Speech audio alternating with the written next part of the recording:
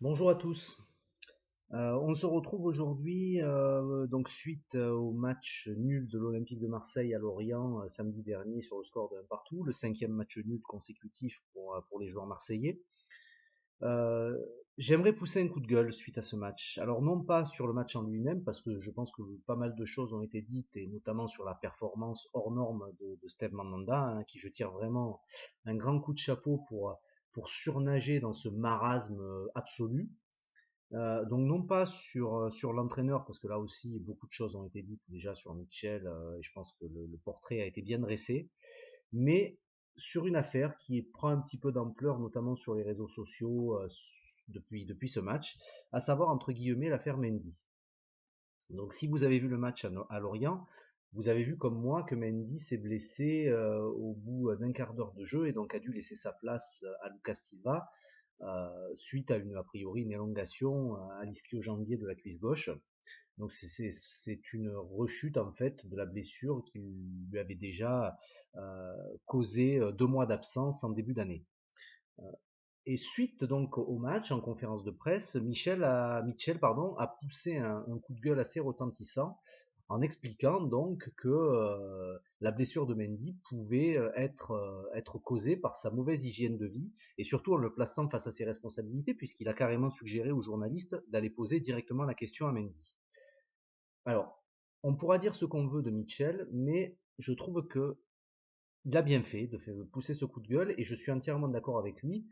Il faut quand même se rappeler que Mendy, euh, au sein de l'effectif marseillais, alors il est jeune, certes, mais la jeunesse ne doit pas tout expliquer, surtout quand on est considéré comme un très grand espoir au poste de latéral gauche pour le football français. Mendy est quelqu'un donc qui aime beaucoup la fête. Mendy est quelqu'un qui est assez connu dans le milieu de la nuit marseillais. Mendy est quelqu'un qui fréquente pas mal de boîtes de nuit assez connues à Marseille.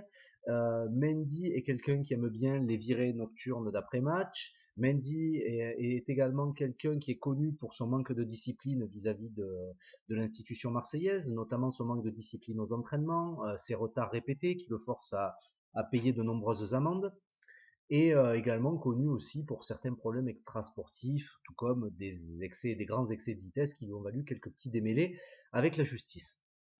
Bref, on parle là d'un garçon qui n'est pas très exemplaire au niveau professionnalisme, et malgré ça, la réaction et le discours, la déclaration de Mitchell en conférence de presse a été suivie d'une contre-déclaration de la direction de l'Olympique de Marseille. Alors je prends la direction dans son ensemble, hein, mais qui forcément est représentée aussi par Vincent Labrune.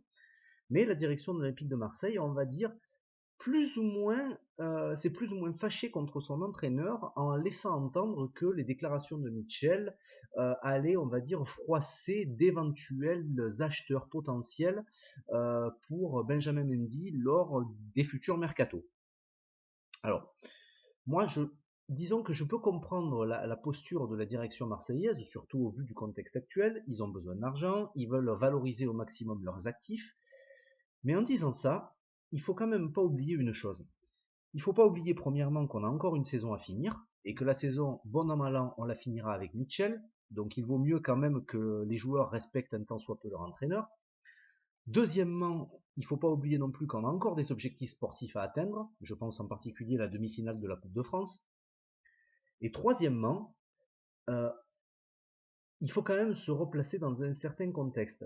Euh, les dirigeants marseillais, en tenant ce discours, ont clairement adopté la posture suivante. Imaginez que vous êtes dans votre entreprise et que vous êtes surpris par votre chef de service en train de fumer la chicha. Ce chef de service va effectuer un rapport auprès de votre directeur et le directeur va répondre à ce chef de service: oui, mais vous comprenez, cette personne est la personne la plus importante de l'entreprise, celle qui peut nous permettre de nous valoriser au maximum. Donc du coup, on va un petit peu le préserver, on va un petit peu le protéger et on va lui passer un petit peu certains écarts. Moi, je veux bien.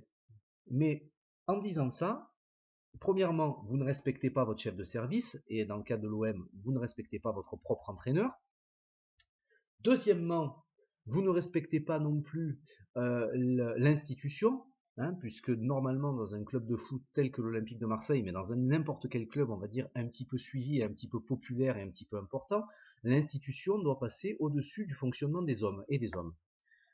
Et troisièmement, si vous accordez, on va dire, ce genre de respect vis-à-vis d'un joueur qui peut vous rapporter de l'argent, pourquoi vous ne respectez pas de la même façon les supporters qui payent pour aller voir un spectacle aussi affligeant que celui que vous proposez depuis le début de la saison? Pourquoi vous ne respectez pas ces gens-là qui payent pour aller voir ces matchs, donc qui rapportent également de l'argent au club? Pourquoi vous ne le respectez pas en leur proposant un spectacle de qualité? Pourquoi vous ne les respectez pas en leur proposant un coach compétent? Pourquoi vous ne les respectez pas en leur proposant une équipe cohérente? Et pourquoi vous ne les respectez pas en leur proposant tout simplement un projet sportif? Voilà.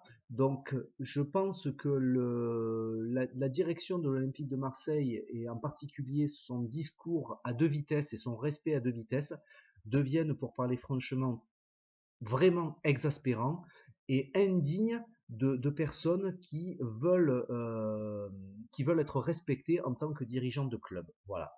Donc, je souhaite quand même qu'il y ait une réaction peut-être de la présidence de l'Olympique de Marseille qui irait dans le sens de ce qu'a dit Michel en conférence de presse. Cela permettrait quand même de se dire qu'il y a un semblant de cohérence dans ce club, ce qui, au vu de ce qu'on peut voir actuellement et au vu des déclarations récentes de cette direction, n'est absolument pas le cas.